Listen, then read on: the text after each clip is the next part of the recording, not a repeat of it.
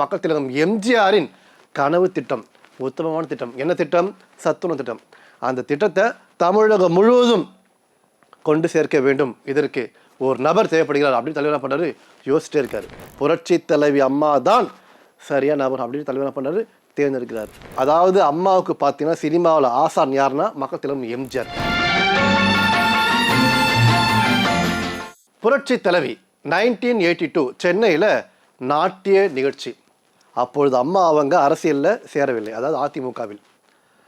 நாட்டிய நிகழ்ச்சியில் பார்த்தீங்கன்னா யார் கலந்து கொள்கிறாங்கன்னா மரியாதைக்குரிய அறநிலையத்துறை அமைச்சர் RMV ஐயா அவர்கள். அம்மாவுக்கும் அவருக்கும் 10 வருஷம் இடைவெளி, பார்க்கவே இல்லை. அந்த நாட்டு நிகழ்ச்சி பார்க்குறாரு.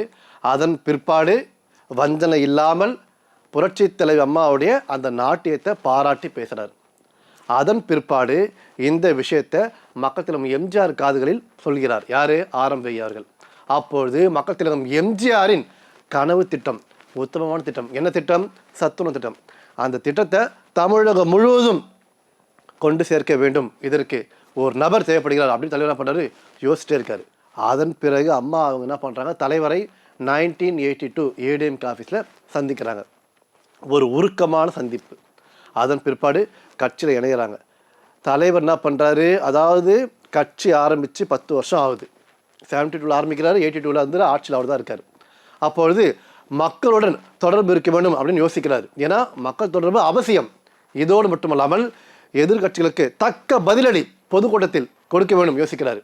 அப்பொழுது தலைவருக்கு ஒரு சிறந்த நபர் தேவைப்பட்டது. இதற்கெல்லாம் யார் அப்படின்னு யோசிச்சுட்டே இருக்கும்போது புரட்சி தலைவி அம்மா தான் சரியா நபர் அப்படின்னு தலைவர் என்ன பண்ணாரு, தேர்ந்தெடுக்கிறார்.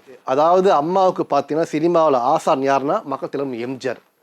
அதே மாதிரி அரசியலில் குரு யாருன்னா தலைவர் எம்ஜிஆர் தான். அம்மா அவங்க 1982ஆம் ஆண்டு ஜூன் மாதம் 4ஆம் தேதி அதிமுகவில் சேர்றாங்க. அதன் பிற்பாடு தலைவருடைய கனவு திட்டம் சத்துணவு திட்ட தலைவர் கொண்டு வர்றாரு. இந்த திட்டத்தை பார்த்தீங்கன்னா தமிழகம் முழுவதும் கொண்டு சேர்க்கணும் யோசிக்கிறாரு. அப்பொழுது அம்மா அவங்க மதுரைக்கு போகிறாங்க.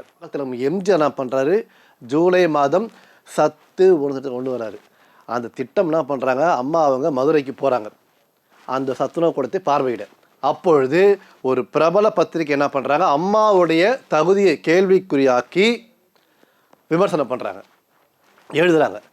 இதை பார்த்த மக்கள் திலகம் எம்ஜிஆர் என்ன பண்ணுறாரு, மறுதினமே புரட்சி தலை அம்மாவுக்கு சத்துணவு திட்ட உயர்மட்ட குழு உறுப்பினர் பதவி கொடுக்குறாரு. அம்மா அவங்க அரசியலில் பெற்ற முதல் பதவி இந்த பதவி தான். அம்மாவுக்கு எல்லையில்லா மகிழ்ச்சி. இதோடு மட்டுமல்லாமல் கட்சி பணியில் அம்மா அவங்க தொடர்ந்து செயல்படுறாங்க. பொதுக்கூட்டங்கள்லாம் பேசுகிறாங்க. கூட்டம் என்றால் கூட்டம், அவ்வளோ கூட்டம்.